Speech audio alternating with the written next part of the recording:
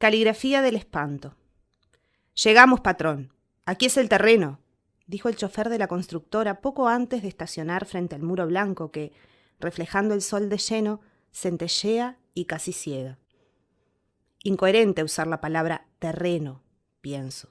Al final, según consta en la planilla, aún hay 2 casas en el lugar y la demolición comenzará recién el próximo mes. Sin embargo, el chofer está en lo cierto. Para nosotros es solamente un terreno más, y no importa lo que haya en este lugar, es preciso destruir para dar espacio a lo nuevo. Extiendo la mirada a fin de ver entre las rejas del portón, y en ese instante la certeza me asfixia. Es el mismo lugar en el que estuve en aquel carnaval hace más de 10 años. El casero nos recibe sin demora, y a pesar de la edad impresa en los pliegues de la piel curtida y en el cabello descolorido, el viejo camina ligero, guiándonos por la chacra con tal diligencia que no oculta completamente la insatisfacción, tal vez tristeza, por tener que recibir a aquellos que desarmarán el refugio donde hizo su vida. Sí, es el mismo hombre de la otra vez, aunque él no pueda reconocerme entre los tantos que aquí veranearon. Del lado izquierdo, la casa cuadrada de 2 pisos y despojada de estilo, paredes crudas, aún con apariencia de obras sin terminar. Más a la derecha, la casita donde vivía el viejo. En el terreno entre las 2 construcciones, igual que en el pasado, gallinas se sacuden de un lado para otro, picoteando migajas, aleteando de cuando en cuando, pero como si obedecieran a un secreto imperativo de grupo, no escapan jamás para el fondo del patio, donde se intercalan espinos, cocoteros y otros árboles frutales. A mí, acostumbrado a la sobriedad de las araucarias y de los cipreses, siempre me sorprende el paisaje tropical, por más que acostumbre viajar, y ya hace 2 meses, viva a miles de kilómetros del sur. Me pierdo por unos segundos en la contemplación de las copas que, sin pudor, entreveran hojas y frutos, sobreponiendo las gotas carmesí de las pitangas a los corazones anaranjados de los cayús. Desde donde estamos, sin embargo, es imposible ver el tamarindo, el árbol predilecto de Tales, cuyo secreto es también un poco mío. Mientras caminábamos por la chacra, el casero habla de las dimensiones del terreno, de las peculiaridades de la ciudadela, y con la tranquilidad de quien no tiene nada más para perder, habla incluso de su decepción con los patrones por causa de la venta. Yo, sin embargo, poco lo escucho, pues mis sentidos se embriagaban con el resurgimiento de aquel febrero hasta ahora desvanecido. De repente no soy más el ingeniero recién contratado, responsable del proyecto de un condominio costero del norte del país. No soy padre o marido. Soy el joven camino a su último año en la universidad, que fue mandado por la madre a pasar las vacaciones con una casi desconocida tía del lado paterno. Piso nuevamente el suelo polvoriento con los pies cautelosos de entonces, los pies de quien estaba a punto de encontrar personas que eran mucho más rumores que seres de carne, hueso y sueños. Y al final, solo de uno de ellos conocería los sueños. Cosas yo sabía. La tía Vania, hermana de mi padre, actriz frustrada, era un manantial de risas, ideas y emprendimientos, todos fallidos por su forma despreocupada y derrochadora. El marido, Herón, era chofer de un ómnibus escolar y contumaz tomador de cerveza. Tales, mi primo, tenía 12 años, había ganado una olimpiada de matemática y en las habladurías familiares era descrito como pensativo, delicado y tímido. Mi madre, con la autoridad de quien había luchado mucho para casarse con un no judío, sentenciaba: ellos son goim, pero son buena gente. Y aún después de la muerte de mi padre, algunas noticias de los parientes todavía nos llegaban. ¿Y sobre mí? ¿Cuánto sabrían ellos? Conociendo las pequeñas maldades de las que son capaces los miembros de una familia cuando comentan sobre los otros, redoblaba la cautela de mis pasos. Recuerdo que el primero en recibirme fue aquel muchacho de cabello corto, casi rapado, tez cobriza y labios carnosos. Estaba sentado en el antepecho de la ventana, y en cuanto advirtió mi presencia, saltó y vino corriendo. A un par de metros, sin embargo, se estacó, callado, quedándome su mirada parca como saludo, una mirada que brillaba sin, no obstante, revelar los sentimientos. Pocos instantes tuve para intentar adivinar. Dentro de la casa, la cual parecía temblar al ruido de muchas voces, pasos y tintineos, surgió mi tía, seguida por el esposo. Ella, en traje de baño, giraba con un vaso en la mano, envuelta en el chirrido de la música alta que venía de la casa. Él, pesado y lento, de bermuda y chinelas, traía la botella. Mi querido, ¿cuántos años? Dijo ella, mezclando las sílabas. Me abrazó, torpe, olor a alcohol y bronceador. ¡Qué lindo estás! Fuerte, cada vez más parecido a tu padre. Sonreí por no saber qué decir, ni fue necesario buscar palabras. Herón se arrimó y dio la bienvenida a su modo. Hola, ¿querés una cerveza? No, muchas gracias, yo no tomo. ¿Cómo que no tomás? Y gotas de sudor le escurrían por la frente y la barriga cada vez que hablaba. La tía Vania, apresurada, intervino. ¿Por qué no trajiste a tu novia? Hay un montón de gente acá, vecinos, amigos, y ella sería una más para celebrar. No tengo novia, respondí. Hubo un instante en que quedó únicamente el sol, la estridencia de la música y los cacareos asfixiados de las gallinas. Tales todavía me miraba. Hijo mío, sea educado, venga a saludar a su primo. Y fue solo entonces, al oír la orden del padre, que Tales se acercó. Ahora, sin embargo, en el inesperado retorno, lo busco en vano. Miro alrededor. El casero y el chofer están ya a algunos pasos de distancia, conversando entre sí. «Quiero ver la casa por dentro», exclamo. «¿Cómo dijo, patrón?» El viejo, medio sordo, la mano cóncava alrededor de la oreja. «Quiero ver la casa por dentro». El casero trae la llave y le digo que no necesita acompañarme. Los dos hombres permanecen en el terreno hablando de la ración para las aves y otros intereses comunes. Entro solo, pero la impresión es la misma que antes, 10 años atrás, cuando Tales me presentó la casa. Es como si él estuviese a mi lado, señalando a los hombres sin camisa y a las mujeres en bikini que se esparcían por todas las habitaciones diciendo nombres que no me interesaban. Ahora, no obstante, sin nadie allí, puedo observar mejor la ausencia del reboque, las lámparas desnudas y conectadas a caóticos ovillos de cables, los manchones rojos de la herrumbre en los marcos, los garabatos que la humedad estampa en el techo, el mismo abandono. En todo este tiempo no apareció quien la reformara o por lo menos disfrazara la decrepitud.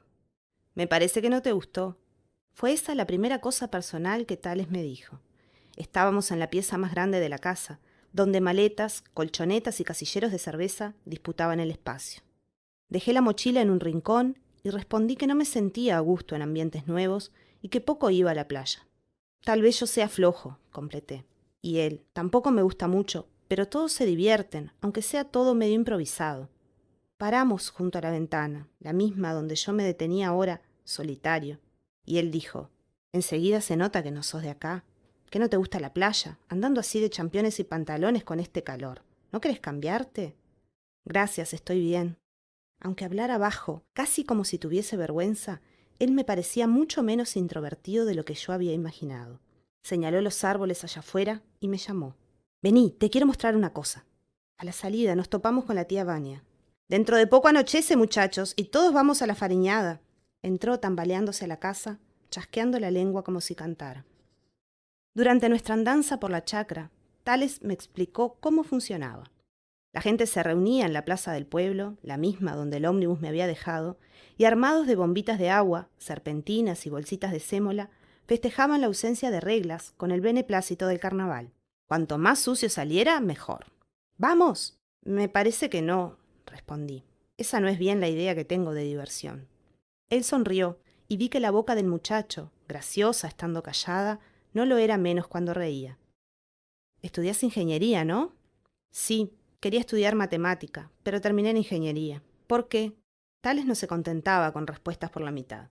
«Siempre dijeron que la matemática no daría futuro, que terminaría siendo profesor y ganando un salario de hambre. Puede ser que yo me acobarde muy fácilmente». Él se paró cerca de una acacia y le arrancó un ramo delgado y frágil. «No es bueno dejar que los otros te digan lo que debes hacer». No intenté explicarme, y Tales parecía poco interesado en alguna justificación. Siguió el sendero quieto, pero ahora tenía aires de quien se divertía por dentro. «A mí me gusta la matemática», dijo. «Ya me contaron, hasta ganaste una olimpiada, ¿no es cierto?»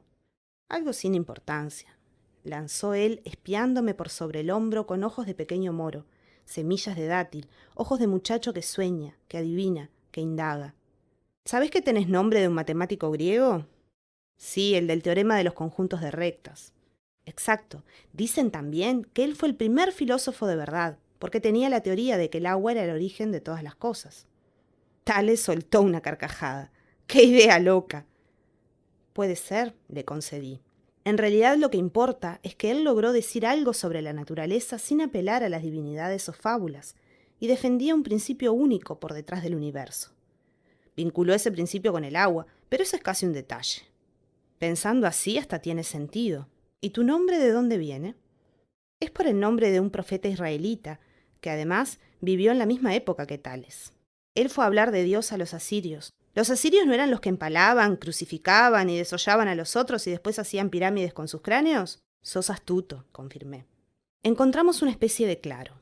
Bien en el medio se imponía, cual altanero fractal, el tamarindo, centenario, postura encorvada de anciano. Es aquí, dijo Tales, corriendo hasta el árbol con rapidez de júbilo. Nos sentamos bajo la copa derramada, cuyas ramas llegaban a tocar el suelo.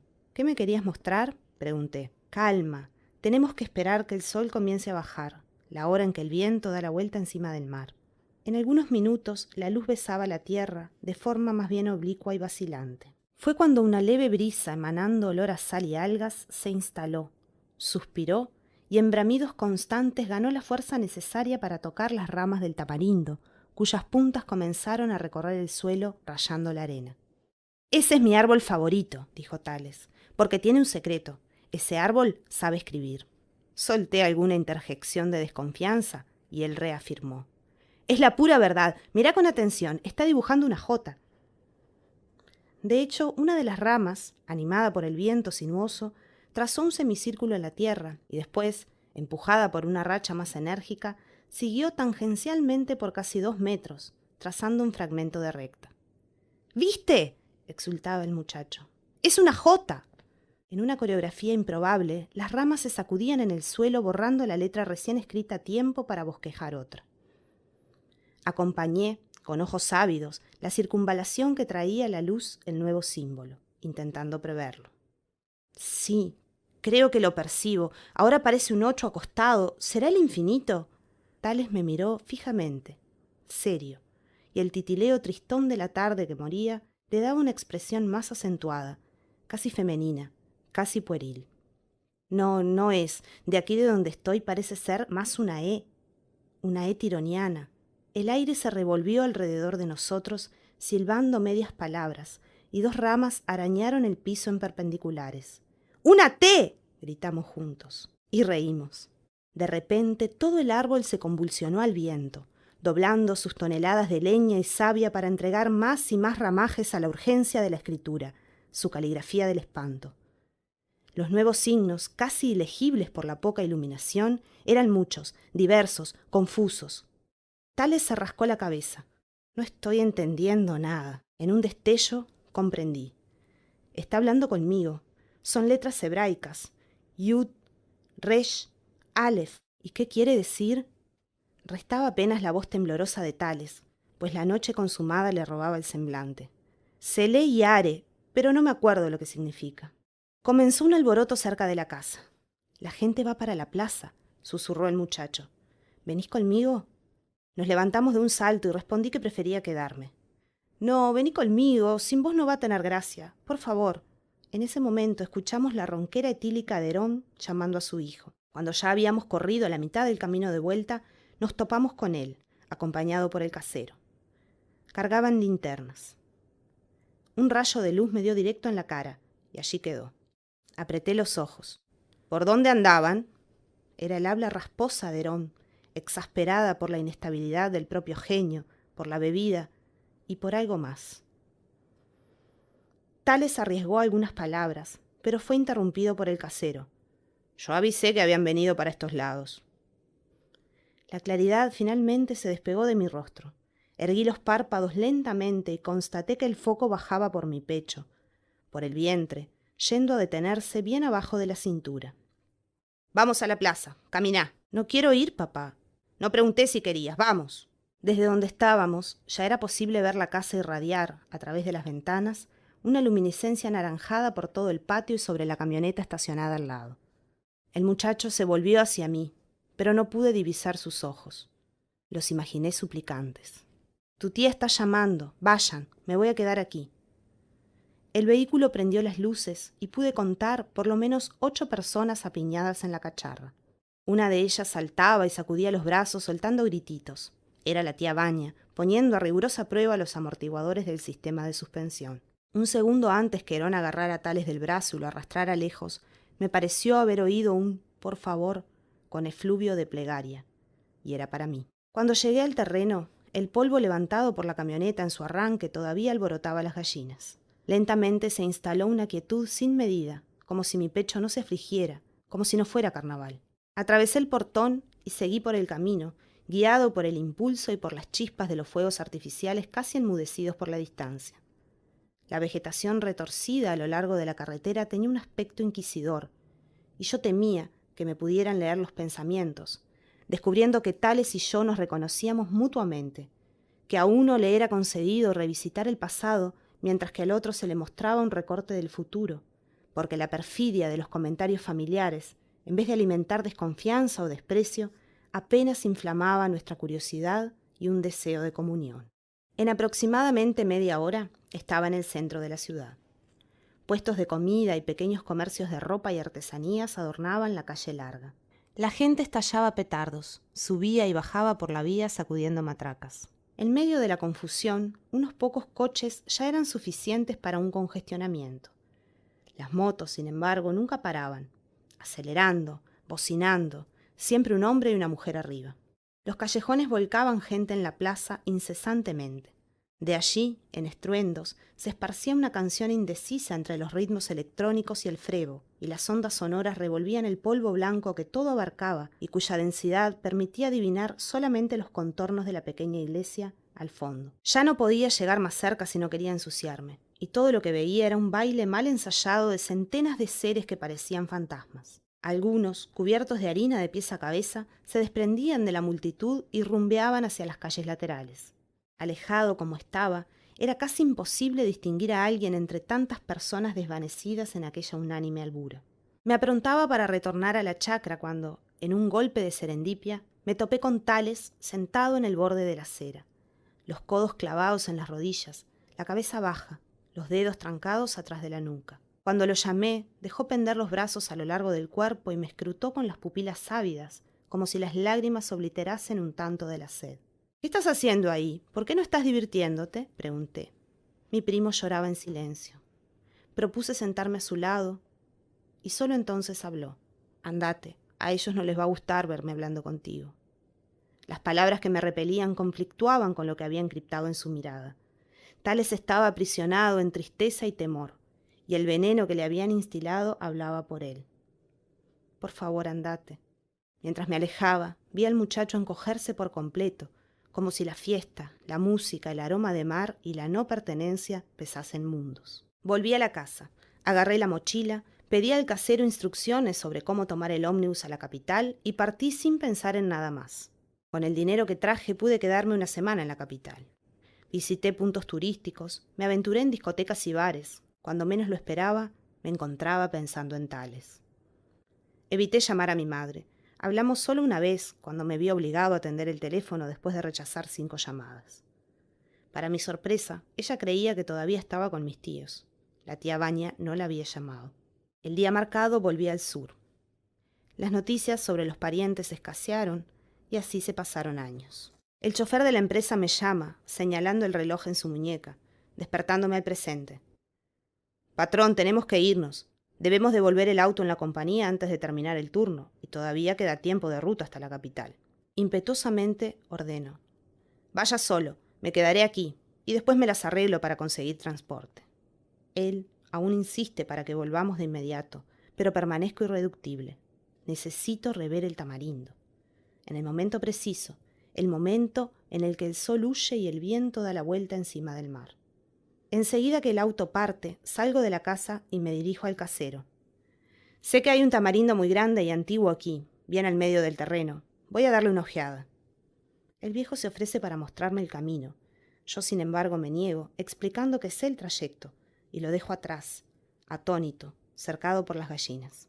Mientras me interno entre los árboles, sorbiendo su aroma agreste y cítrico, me invade un estupor de sueño recurrente. Las mismas sensaciones, los mismos espasmos, con la expectativa íntima de que, no obstante, al final surja el asombro.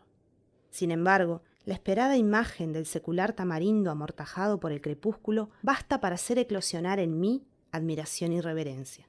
Es como si estuviera aquí por primera vez, como si en todos estos años yo estuviese sepultado en el vientre de un monstruo, siendo por él arrastrado a abismos sumergidos solamente para ahora enfrentar las secuencias de lo inevitable. El éxtasis del reencuentro es interrumpido por el sonido del teléfono celular. Mi esposa llamando. Demoro unos segundos hasta decidir apagar el aparato. No quiero escuchar su voz. Entre oír los celos sin objeto claro, ser acribillado con las mismas preguntas que se repiten todos los días desde que me mudé. ¿Ya conseguiste un apartamento para nosotros? Los niños y yo estamos esperando. ¿Cuándo los venís a buscar? Su ternura de mujer y su dependencia me torturan. Ella es alguien que comparte mi vida, sin que pueda, no obstante, ante ella, despojarme de todas mis armaduras y máscaras. Es una presencia constante que, sin tener la culpa, me intimida y me hace temer de mis propios sentimientos. Un judío que no tiene esposa vive sin alegría, sin bondad y sin paz. Así me decían cuando yo repudiaba la idea del casamiento.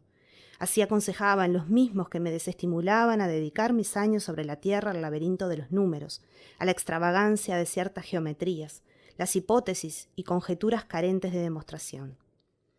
Me empujaron, así, hacia una ruta previsible que transito sin ganas o ilusiones. De repente, la voz de Tales: «No es bueno dejar que los otros digan lo que tenés que hacer». Y lo veo de nuevo a mi lado, eternizado en su belleza infantil. ¿Por dónde anda? ¿Será feliz? Y en aquellos ojos de fiebre y aquella piel tan morena y tersa, en la sonrisa envuelta en sortilegios, se plasman los gestos sin aliento de mi pasado irredimible y del futuro que de él podría emanar, pero que nunca fue, dando adiós a todo lo que se transformó en cenizas para formar los huesos, los músculos, los nervios y el espíritu abatido que, ahora, 10 años después, se postran a los pies de este árbol que inmediatamente será derrumbado, arrancado de la tierra en su desespero de raíces expuestas. Porque yo simplemente ejecuto los proyectos, sigo caminos definidos por otros. Y también porque ya no puedo comprender una letra siquiera de lo que el tamarindo, por fin azotado por la virazón, escribe delante de mis ojos.